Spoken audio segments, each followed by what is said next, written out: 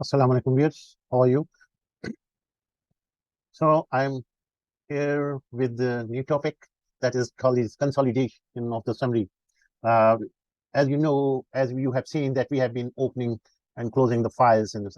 So let's go a step further, and each time we open the file, we do something like taking the figures and putting it into the summary. So for this, we have done this thing that we let's suppose that we open one file, then we take the top headings, the copy of it, and we put it into this here in the summary, right? So when we save it here, it is undo. Uh, if we save it here, because it was starting from contents, okay. So on the front here, we will save it here like this, okay. So this is coinciding with the summary, right? Then, and we remove this, right? And now we are running our newly created report. This is summary report in which we are taking the my book as a main variable, so that it starts from our original book and return back to it, right? And the next is the path, as we did in previous videos as well, okay. And then we close. If any unnecessary file is open, they will be closed, right? And then we load the names from the folders which we specified here, so that the names are here. So if we remove them, so you will find that when we execute it, the names will be there. So after putting these names, then it this is the consolidation procedure which we have written here. So it is doing nothing, except opening all the files which are here, and taking the bottom line into the summary. That's it. Okay, so let's run it, and then we discuss it with you how it is performed. Okay, so we press this, and so this is how one file is loaded, right? So second and third, so three files have been loaded. If you get back to there, you will see that these three files were first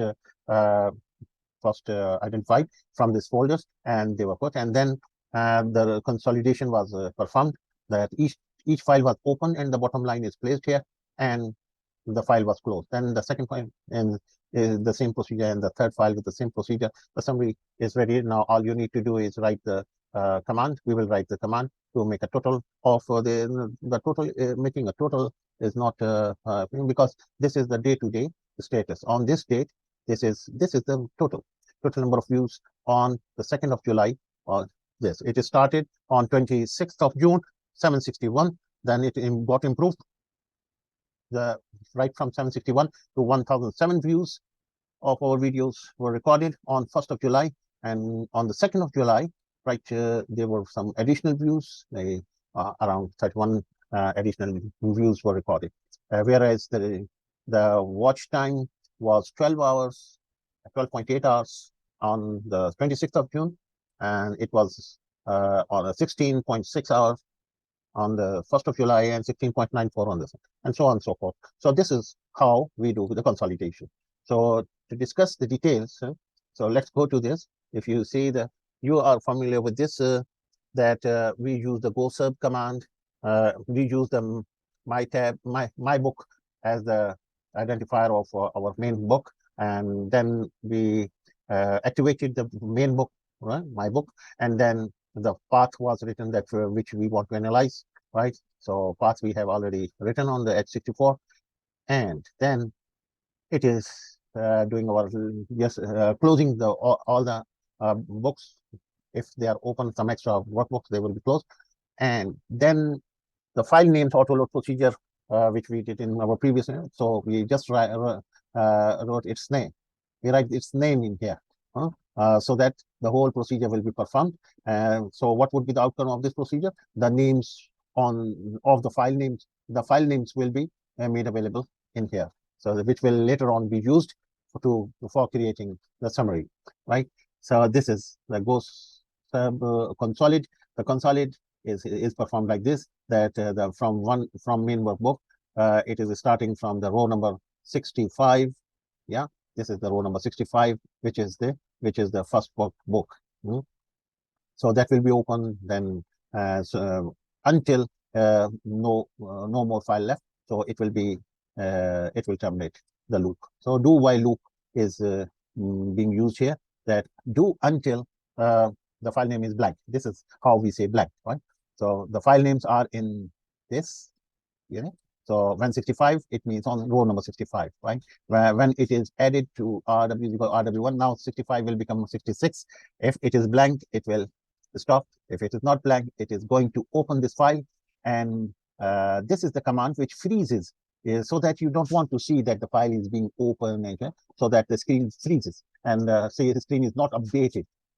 So that looks nice. If you omit this, then you will be able to see what is happening, how it is opening the file and how it is closing the file. So this is used to freeze the screen updation, right? And then the file is open. Once each file is open, what is done? So let's do a tab here, so that you know that this is the loop, and each time it is taking the information and putting it into the summary sheet. Where is the summary sheet? In the main book, my book, right? In the my book, you have this summary sheet, and in the summary sheet, the command is telling each and every information which is being put here, right? So this is how it is working. So screen updating is, let's run it again, so that you know. So let's delete it, so that you see it's writing it again, right? We delete this as well, but we don't delete this because this is the path where our file are stored. We have to mention it in it here. So okay, so let's run the program, the summary report, right? So it will do all the jobs.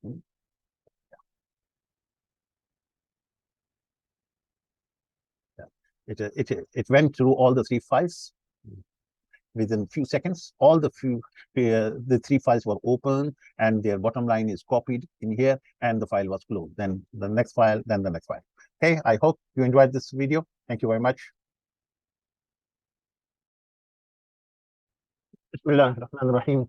So this is our the lesson 6 of our MCQs. You see, we have been developing the material just to test our learning.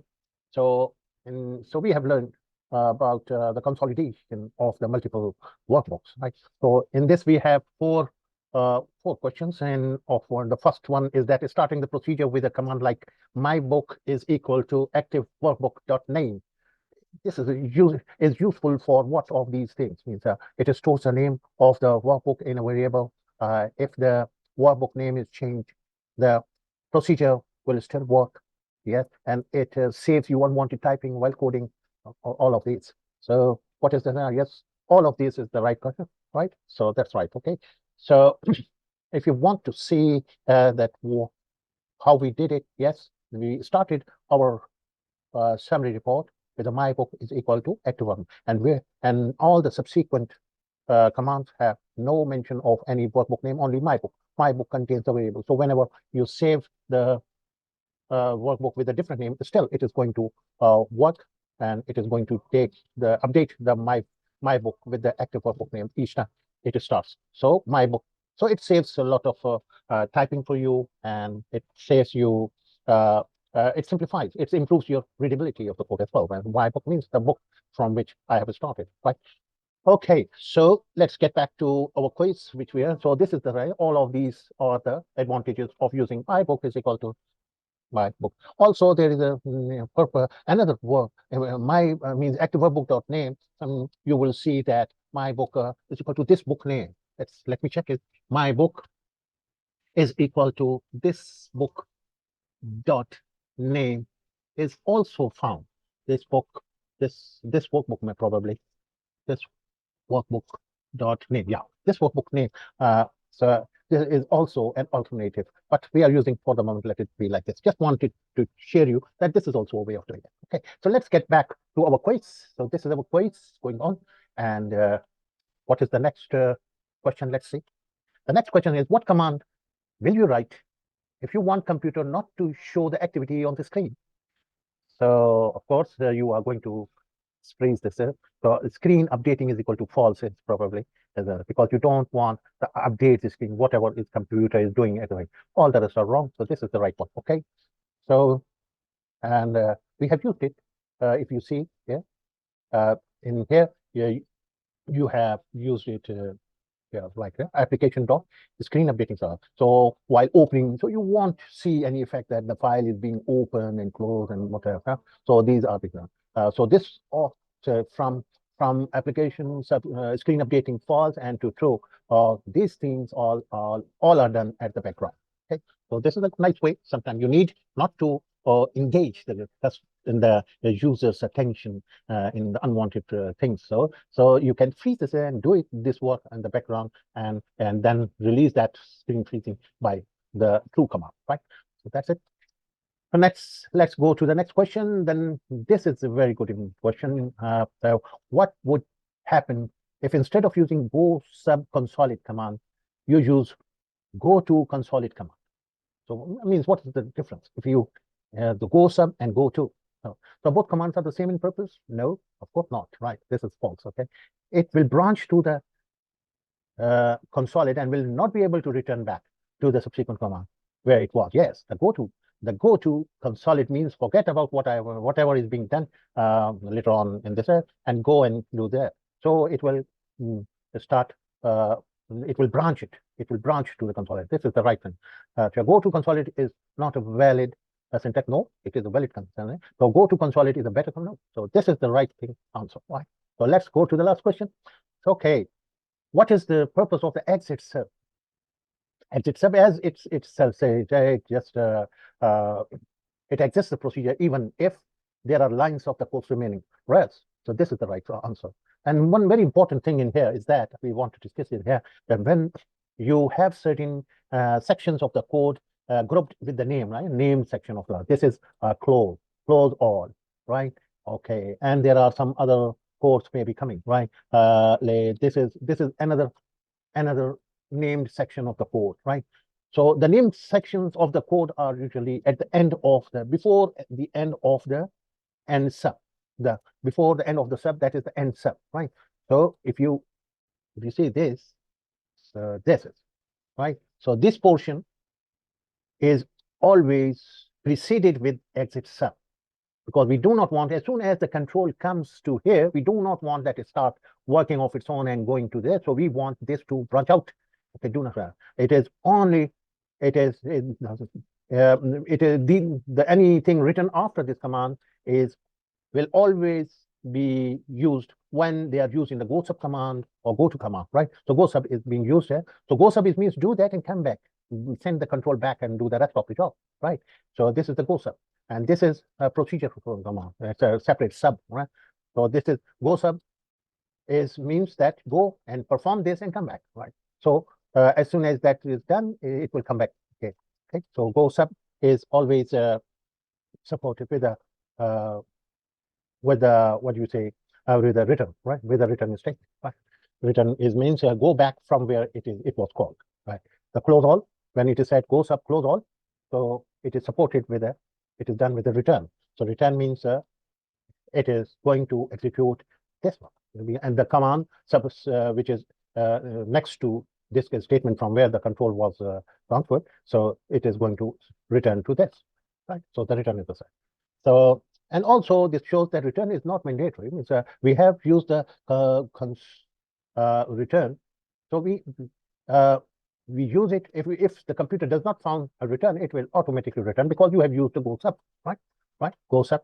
This you use with the return, and here you use the go sub consolidate, which does not have a console. So just wanted to show you that return, without the return, even if you do not write return in here, return command in here, the command will still, the control will still go back to where it was it came. That means from, and it came from here, right? This was the position from where it went here. It performed the consolidate, and it automatically, although there was no written command in there, right? So goes up and return, right? So this is how we have developed the quiz as well, and this is a nice database is being used, and that is serve your purpose. That would allow you to do the self-testing, self-assessment of your learning, and you can use this tool for different purposes. You can use for your audience if you have performed some teaching training, you have conducted some trainings, right? Just put your question, the chapter here, increase the chapter line here, repeat that chapter, and start entering the questions in here, give the answers, the right answer. This answer has to be one of these choices, so go give these choices in here. So all you need to do is do this, and you will find that it is be available in the chapters in the drop down. Right. Thank you very much for watching, and see you in our next video.